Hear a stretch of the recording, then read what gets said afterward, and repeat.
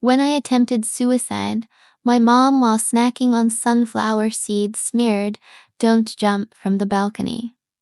You'll turn this place into a haunted house and its value will plummet." She continued, "Just get yourself to the intersection and get hit by a car. That way, the driver will compensate me and you'll die for a worthy cause." After I died, she indeed showed no sorrow, clamoring for compensation, squeezing out my last remaining value. My heart turned utterly cold towards her. After I was reborn, she resumed her taunts. "Your dad toils under the scorching sun, and you lie around like a corpse all day. Why don't you just die?" I simply retorted, "How dare you speak to me like that? Aren't you doing the same lying around? Why don't you just die?" After graduating high school, my mom seemed to have unloaded a heavy burden. She specifically took a leave of absence, stayed home, and ordered me to do housework. "Clean this house inside and out. Only then will you understand the hardship I endured taking care of you all these years." Despite my stomachache, I obeyed. While cooking, I asked how much rice to wash. She rolled her eyes. "You can't even figure out how much rice 3 people eat." Still acting like a pampered princess. Following online instructions, I measured 800 ml of rice. After the meal was ready, she said coldly, "Your dad's working late tonight, not coming home for dinner. Now finish all this extra rice." I pressed my stomach, looking at her cautiously. "Mom, my stomach hurts. Can we save the leftovers for tomorrow?" "No," she said resolutely. "I always make just enough. How come there's so much extra? Finish it all?" I suddenly felt like crying. But she was always as good as her word. I could only force myself, swallowing mouthful after mouthful of dry rice.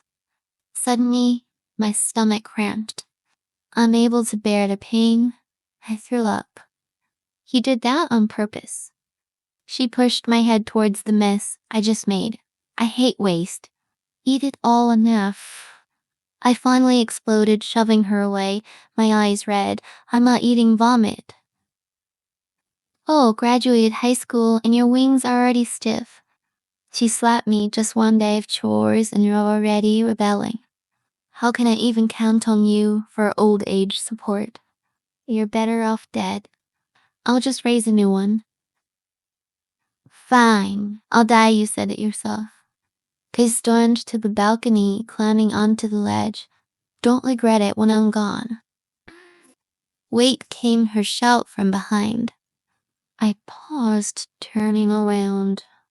I saw her grabbing sunflower seeds from the coffee table, smearing, "Don't jump from here. It'll become a haunted property, losing value." Tears streamed down, uncontrollably. Did she see me as her daughter or money-making machine for her retirement? "Go find an intersection and get hit by a car." She glanced at me, cracking sunflower seeds. "At least the driver will compensate me and you'll die for a worthy cause." Her voice was naturally loud, attracting the attention of neighbors. They asked confused, "What's going on?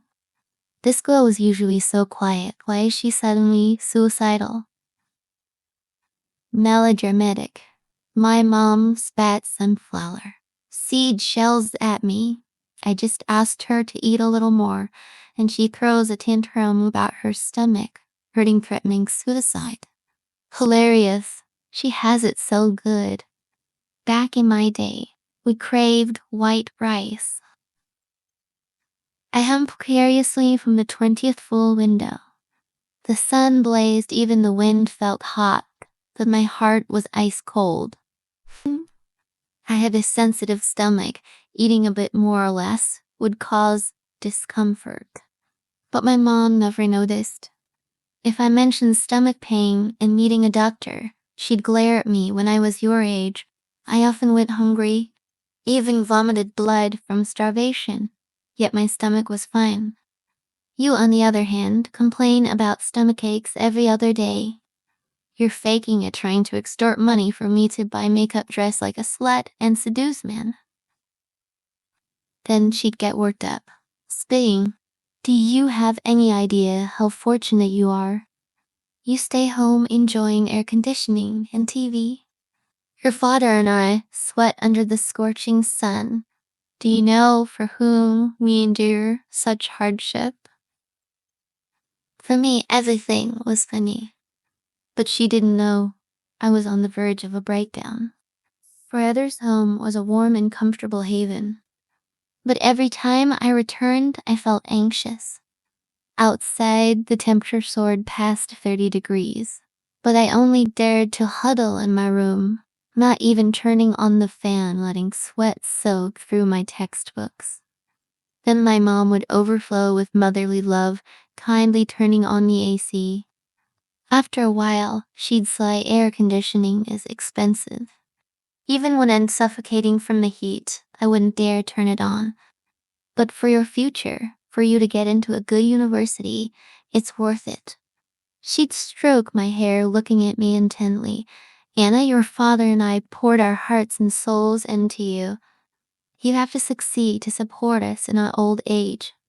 We invested so much in you. You must repay us tenfold, 100-fold, understand? Her words always made me feel pressured and guilty. I felt like a burden. If it weren't for me, maybe they wouldn't have to work so hard. Snap, a crisp sound. My fingers clung to the window ledge. With the excessive force, the edge chipped plastic shards falling. You little bitch, get down here. My mom threw down the sunflower seeds and charged me with fury in her eyes. Mom, I wanted to say, she still didn't want me to die. Right.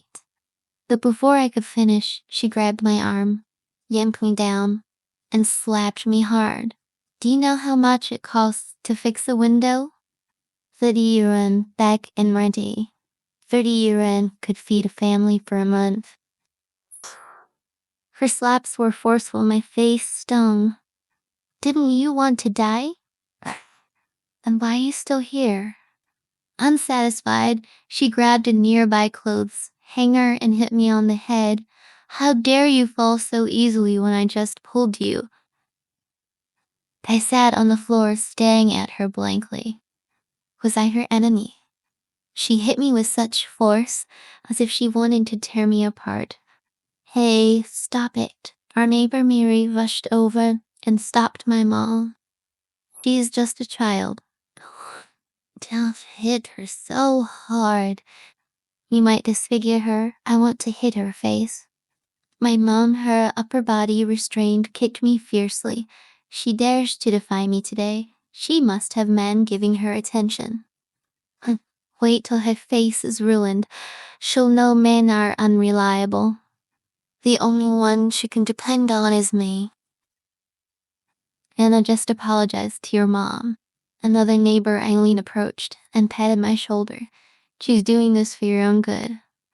Think about it. You're attending the most expensive high school in the city.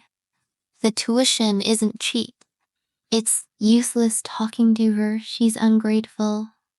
Raising her is worse than raising a dog. My mom, hands on her hips, panted. She glanced at me with a mixture of disdain and smugness. When she was born, everyone told me to drown her. But I not only spared her life, but I also didn't have another son for her sake. For her, I worked my fingers to the bone every day, coming home to cook and wash for her. My hands are calloused from washing her clothes. She held out her hands for everyone to see. My hands ended up like this, all because I dedicated myself to raising her. This ungrateful wretch, not only does she not appreciate it, she even dares to defy me.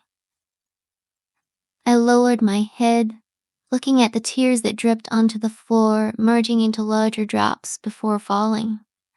Mom, you consider washing clothes for me as part of raising me. But we have a washing machine. If I used it, she would scold me for being lazy and wasteful. If I washed them by hand, she would scold me for wasting water and time that I could be studying. And if I studied, she would say sarcastically, if your father and I weren't out there, working our butts off under the scorching sun, how would you have the time to study? Therefore, whatever I did was wrong. Alright. Mary pulled my arm, trying to lift me. Glana, you're her flesh and blood. She loves you. Just apologize, and this will all blow over. My mom folded her arms and snorted. Make her eat the rice she spat out, then I'll forgive her. Mom, do you really want me dead? I gasped, my voice hoarse as if 1,000 needles were lodged in my throat. Each word was excruciating. She swung the clothes hanger towards my face, still being stubborn. If you want to die, then go die somewhere else. I couldn't dodge in time. The hanger's hook caught my eye. Excruciating pain accompanied by a wanda. My eye was bleeding. I felt ruined, wanting to cry, feeling utterly hopeless. But facing her hateful gaze, I only covered my eye and dragged my pain body towards the door. Hey Anna, don't go. Mary hurriedly stopped me. Your mom doesn't mean it. Get lost. My mom leaned against the wall, glaring at me. She doesn't have a penny to her name. Let's see where she can run to. See, she knew me too well. She knew I had no phone, no money. She thought I would be like before, tough for a bit, then kneel in bed for forgiveness. When I was little, all the girls in my class had pretty butterfly hair clips with fluttering wings. I asked my mom for one. She said if I ranked first in the final exams, she would buy it for me. I did, she shrugged. I won't buy it for you. It's for your own good. At your age, you shouldn't focus on beauty, but on your studies. I cried and knelt, begging you promised. Pleased with the hair clip, I promised to get first place again. She remained indifferent. Angered, I ran away from home. I was only 7 or 8 and quickly got lost. My mom didn't look for me. The sky gradually darkened, and I wandered aimlessly through the traffic. Later, a kind person called the police, who took me back to her. I cried, Mom, I was so scared. There were so many cars, I almost got hit. The first thing she said was, you deserved it. Now you know the consequences of defying me. Will you run away again? I sobbed, saying no, never again. Clearly this time she still believed that after a night of wandering, I would be like a puppy rushing back to her for comfort. But this time she was wrong. Sorrow and despair filled me. Like a walking corpse, I walked aimlessly down the street. I walked for a long, long time. My feet ached, but my mind gradually cleared. My mom didn't truly love me. It wasn't for my sake that she didn't have a son. She couldn't. She tried IVF for years, but it never worked. She told my father countless times that only a son could inherit the family property and support them in their old age. As for me, I was just an investment. An investment that needed to maintain excellent grades before high school, so I could get into a good university, get a good job, make a lot of money, and support them. That's why she never allowed me to buy anything unrelated to studying. That's why she constantly reminded me of their hardships. But even without me, she would still have to work. She always used the excuse of doing it for my own good, using her maternal authority to evoke guilt and self-blame in me. This way, I became her slave. Every penny I earned in the future would belong to her. Spending a single cent on myself would be unfilial. After realizing this, I took a deep breath. The pain and sadness eased a bit. I would no longer be enslaved by her. Honey, an anxious voice came from behind. I turned and saw a woman in a white dress. She waved at a girl beside me. I'm here. You scared me to death. Tears welled up again. How envious other mothers could dress beautifully and express their love for their daughters openly. But my mother, I sniffed. I swore this was the last time I would cry for her. Watch out. The mother and daughter suddenly yelled. I was confused. By the time I realized what was happening, a heavy billboard was falling from above. Bang, it crashed onto my head. I collapsed, blood gushing out. My consciousness faded. As I lay dying, I saw the mother covering her daughter's eyes. Don't look. Truly so envious. If it were my mother, she would gloat. Someone got crushed to death. Let this be a lesson. If you disobey me, you'll end up like that. She seemed to have a point. The moment I decided to break free from her control, I was crushed to death. I died. My mom must be devastated. She invested 18 years in raising me, only 4 years of university left before reaping the rewards. God, this girl is crushed. Girl 120. Passers-by gathered, exclaiming, "Hurry, she's bleeding everywhere." My consciousness slipped further away. Endless darkness consumed me. Then I finally heard my mother's voice. She was furious. You idiot. I told you to get hit by a car. Now you're crushed by a billboard. They won't pay much. What did you say? A pedestrian patted her shoulder. She your daughter, huh? Her head is crushed, and you're hoping she got hit by a car for more compensation. My mom gritted her teeth and glared at him. Am I her mother? Who are you? Mind their own business. After my death, my soul floated above my body. I watched my mother take out her phone, switched to video recording mode, and shouted at the shop owner, "Someone come quickly. My daughter is crushed to death here." Oh God, my only daughter. She just finished her college entrance exams. She was going to a key university. This billboard killed her. My daughter, your death is so tragic. You're covered in blood. You were my everything. I don't want to live anymore. Her voice was as loud as ever, but there was no trace of sorrow, not even a single tear.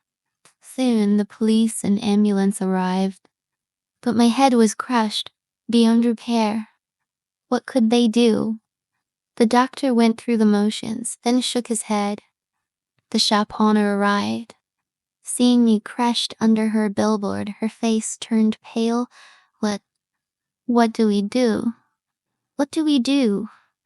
My mom scanned the young woman and blurted out, you have to compensate. I don't have money. The young woman knelt before my mother. Ma'am, I just graduated and poured all my savings into opening this shop. It's still under renovation. And then this happened. I don't care. My mom's eyes were sharp. This is my only daughter. I spent a fortune raising her. She went to the most expensive high school in the city, just graduated, and now you hit her. You have to pay. Hey, Sylvain. She always boasted about me attending the most expensive private high school, but I never used a penny of her money for school. I had excellent grades and could have attended the best public high school with the highest university entrance rate. The private high school approached her and offered her 30,000 around 1 per year, so she made me go there. Finally, the shop owner asked, how much do you want? My mom glared and raised a finger. 100,000. The shop owner trembled. I really don't have that much. 1 million, my mom gnashed her teeth. Do you know how much a semester costs at the private high school my daughter attended? 100,000 yuan is nothing. 100,000 is nothing. I floated before my mom, observing her closely. She didn't resemble a mother who just lost her daughter.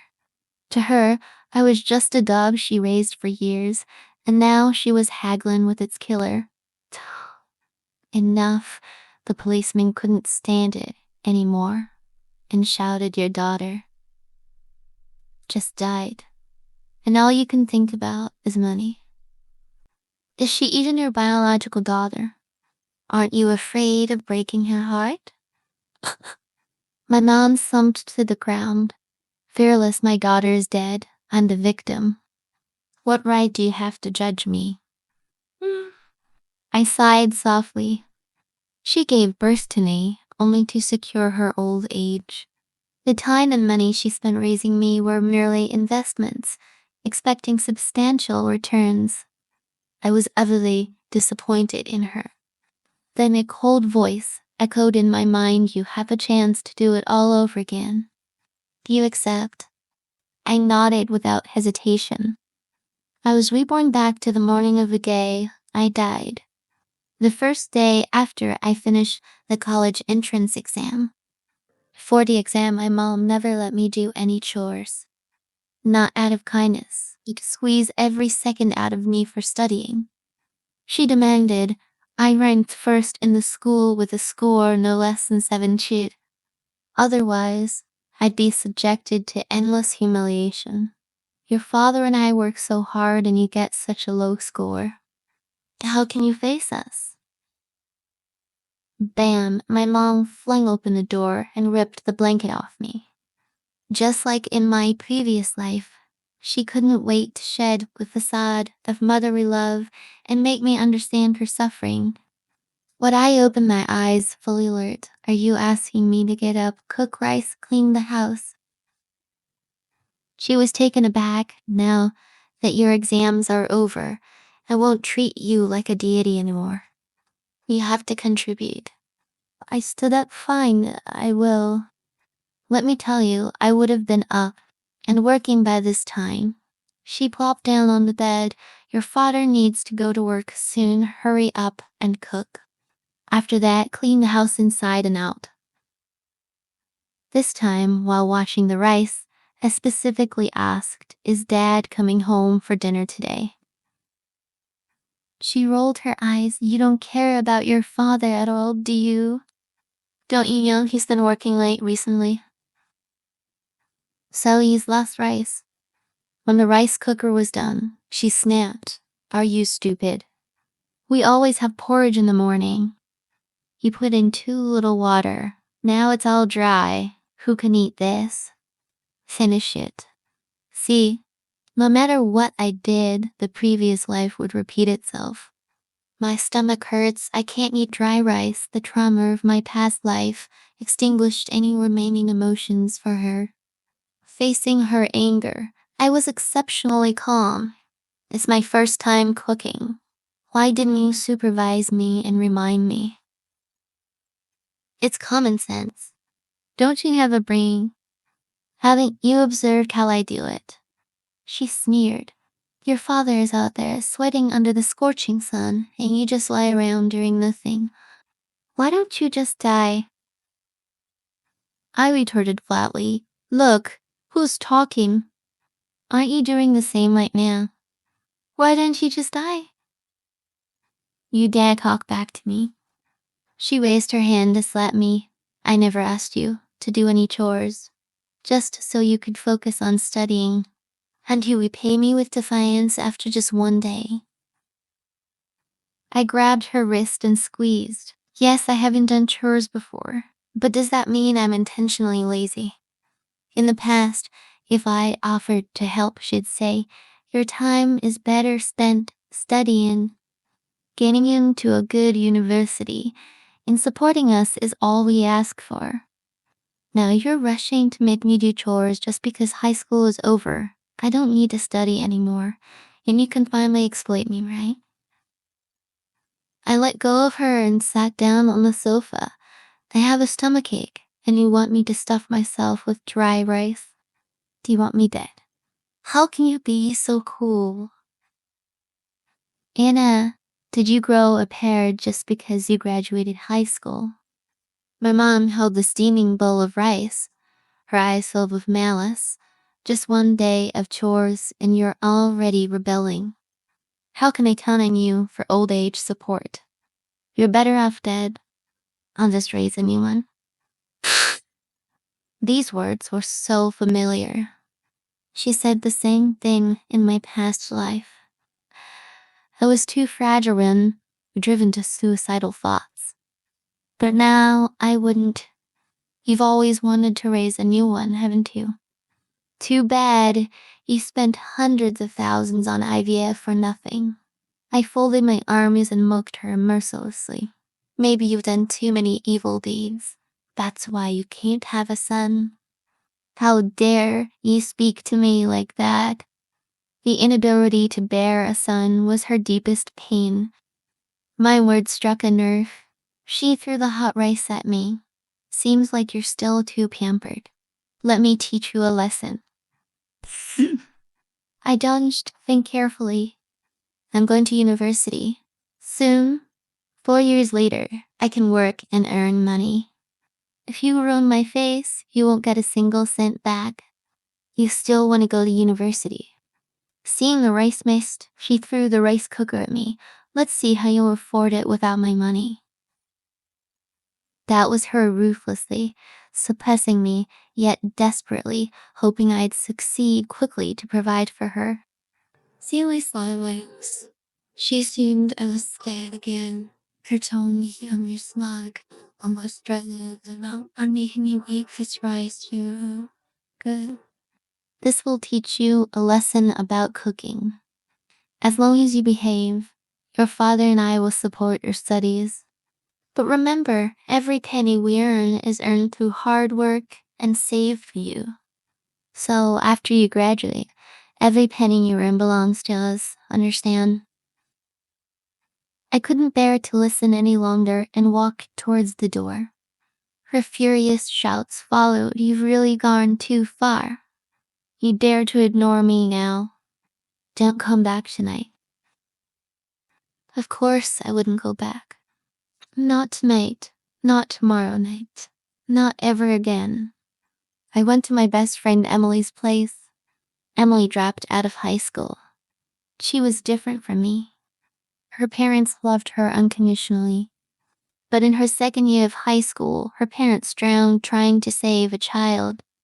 The child's family was poor and couldn't afford much compensation. So Emily quit school and became a live streamer. She was quite successful, buying an apartment in the city center within a year. Knock, knock, knock. I knocked on Emily's door. Who is it? Emily's lazy voice came from inside. Aina, why are you? Seeing me, she immediately pulled me into a hug. I smiled bitterly. I had a fight with my mom. I'm counting on you now. Can you teach me how to live stream? Of course, Emily pulled me inside. I've never liked your mom. She's terrifying, always pushing you to study, scolding you for even dressing up a little. You can stand that. She handed me a glass of cola. Here, your favorite. Yes, it was my favorite. And also my dad's. Once, I secretly took a sip of his cola. He beat me half to death. This is for me to stay awake. What are you drinking it for? My mom chimed in. Don't you have a stomachache? Why is it okay to drink cola? But when it comes to other food, you're always uncomfortable. Wait. Then seeing my dejected look, she sighed. Your father worked so hard. This is his only indulgence, and you dare to steal it from him. How unfilial. Yes, I had a stomachache, but she didn't know she was the cause of it. I had to eat more if she cooked more and eat less if she cooked less. Sometimes when she was busy, she didn't cook at all. and I would go hungry. Ordering takeout was out of the question. She wouldn't give me a penny. All my school supplies were bought by her. She kept me on a tight leash. That day, I lay on Emily's bed free from my mother's constant nagging. I sighed deeply, feeling an unprecedented sense of relief. Around 8 o'clock, Emily started her live stream. She smiled at the camera and waved, "Hey everyone, it's Emily." I watched her quietly from off camera. She was so energetic. Unlike me, always in baggy t-shirts and sweatpants looking dull, Emily was quite popular. Soon after starting, people began sending gifts. She smiled and made a heart shape with her hands. "Thank you for the rocket, they better." I looked at the screen where rocket icons kept appearing. The profile picture of the sender looked awfully familiar. It was my dad. My mind went blank. I once heard my mom complain about my dad working late yet bringing home so little money. So he wasn't working late but spending money on live streams, sending gifts to streamers. How ironic. When Emily finished streaming, I immediately asked, "How much is a rocket?" "Weenie," she said cheerfully, clicking on her earnings. "Good haul today, big brother tipped me a lot." I smiled bitterly. That big brother who kept tipping you is my dad. What? He's your dad? Me. Emily was shocked. Did you know he's famous in the streaming world? He throws rockets at every pretty streamer. Everyone calls him Big Boss. Then she clicked on her private messages. "Your dad is quite creepy. Look at what he sent me." The message read, "Hey beautiful, are you there? You're so pretty. We're in the same city, wanna meet up? If you agree, I'll keep sending rockets." I looked at the crude message calmly. If my mother's love was veiled in constant criticism and sarcasm, then my father simply ignored me. I was invisible to him. When I attempted suicide, amidst all the commotion, he remained sound asleep in his room. When I was crushed by the billboard, only my mother was there trying to squeeze out my last remaining value. He didn't even show up. Growing up, I always thought I wasn't trying hard enough. My grades weren't good enough. As I got older, I thought once I started working and earning money, I would finally win his love. But no, he had no feelings for me. His love and affection were all squandered online. I started learning how to live stream. I knew if I didn't give in to my mom, she wouldn't give me money for university. I had to earn my own tuition. Emily gave me a beautiful pink dress. Touching the soft satin, I could hardly believe it. Could I, could I really wear something so beautiful? My mom only let me wear hand-me-downs from our neighbor's daughter. She believed that if I dressed well, I would become vain and neglect my studies. Little did she know I was ridiculed throughout middle school and high school for wearing old clothes. This was the first time I wore a dress. Emily praised me sincerely. "You look stunning." But my body trembled involuntarily. I couldn't help but remember when I was little trying on my mother's dress. She slapped me. "You're so young and already thinking about looking pretty. Do you aspire to be a man, Dieter?" That entire day, she showered me with insults and beatings, leaving me traumatized by dresses. Throughout elementary, middle, and high school, I could only focus on studying. I had no friends. Everyone saw me as a poor and lonely freak. Only Emily was like a ray of sunshine in my life. I couldn't imagine what would have become of me if it weren't for her. Perhaps I would truly be homeless after leaving my mother. Speaking of which, this was my second day away from home. but my mom showed no sign of looking for me. Alright, let's not dwell in the past. Emily patted my shoulder gently. Today I'll teach you how to stream. This way you can earn money like me and buy your own little place. After staying with Emily for over a month, I had to return to my mom's place. My university acceptance letter arrived. I had to get it. Oh, you're back. My mom leaned against the door frame, looking me up and down with disgust. You've really found yourself a sugar daddy, haven't you? Dear skin, new clothes. Have you no shame? I looked at her, calmly finished. Since someone's supporting you now, what are you doing here? She reached out to grab my hair. Do you think having a degree will make you more expensive? Her words were becoming crueler each time. I didn't understand why she harbored such hatred towards me. She was a twisted and strange woman. I didn't want to analyze her anymore. I took a step back and said, give me my acceptance letter. Sign this agreement, and I'll give it to you. She went into the room and returned with a document. Throwing it at me, I was gonna wait until you graduate.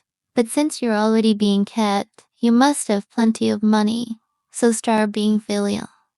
I glanced at the purple paper. It stated that I had to give her 100,000 fine every month. I laughed. She really thought highly of me. Fine, give me the letter or I'll call the police. I took out my phone and dialed. Sometimes I truly thought she was stupid. Why couldn't she treat me better? Even just a little bit, and I would have given her my all. With the police's help, I received my acceptance letter. My mom finally learned that my clothes, my new phone, all came from live streaming. She sneered, live streaming is even more shameful. You're basically being watched by countless men. Get out. I don't have a daughter. Like, do you? I cut off all contact with my parents. University life was colorful and fulfilling. Powerfully. One day, in class, my counselor called and asked me to meet her at her office. I sensed something was wrong. When I arrived, I saw my mother with a reporter who specialized in family drama. My daughter is a live streamer. To help her gain popularity online, her father took out loans and sold our house to tip her. She cried. Now that she's famous, she refuses to acknowledge us as her parents. I'm desperate, that's why I came to her school. When I appeared, her tears flowed freely as she began her performance. How could you be so heartless? I worked day and night so you could attend the most expensive high school, so you could get into a good university. And this is how you repay me. The reporter started the interview, implying that I was heartless for abandoning my parents. I came prepared. I presented screenshots of my dad tipping other streamers.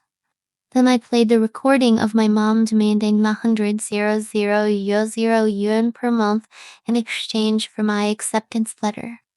My counselor, a hot-tempered woman, couldn't help but interject. She's your daughter. How can you call her shameless? She's only 18 years old. And you're already demanding 100,000 from her every month. You're treating her like an ATM. I even doubt if she's your biological daughter. My mom went full-on shameless. And Anna, you're rich now.